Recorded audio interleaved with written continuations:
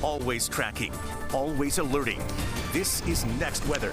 Well, our wet weather pattern across South Florida unfortunately continues for the back half of the work week. I guarantee you've used that rain gear or umbrella at some point, and you'll get a couple of more opportunities. In fact, we'll be tracking that flood risk even possibly into the weekend as scattered showers and storms are still in the forecast. Now, some drier air is just around the corner, but I think we're going to have to wait a little bit longer for that to get here. Let's take a look at the radar loop over the past several hours. A much quieter evening for us, thankfully, as we head into the overnight hours. I really see a majority of us staying pretty quiet here on the radar. Just a few lingering showers that are kind of fizzling apart over southwest Florida.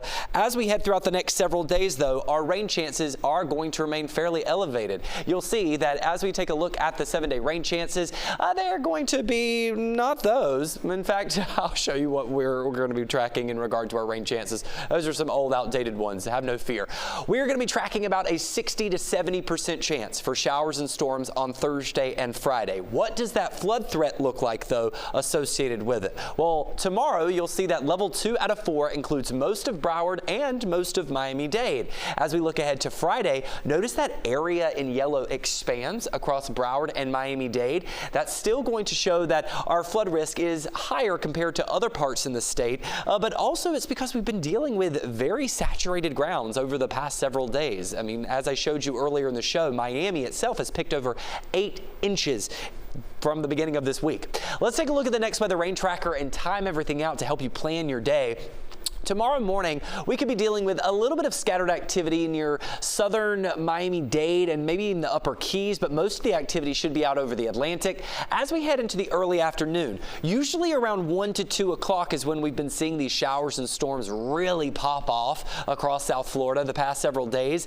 The forecast models are hinting at a slightly later timeline for tomorrow. In fact, showing them bubbling up at maybe around 3, 4, and 5 o'clock. I would still be prepared by around 1 o'clock for some of these storms to develop.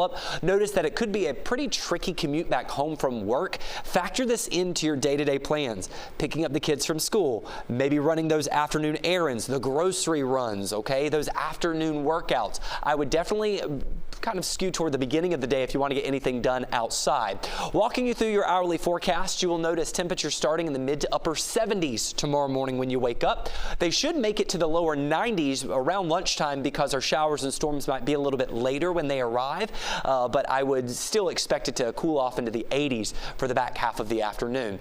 Let's take a trip out to the tropics, just reminding you today is the peak of hurricane season, September 10th. And while it hasn't been an active year for us, we've only had 6 tropical systems so far, we still have 60% left of hurricane season. Now today we are monitoring one area just off the west coast of Africa. We have a tropical wave that does have a 20% chance of development.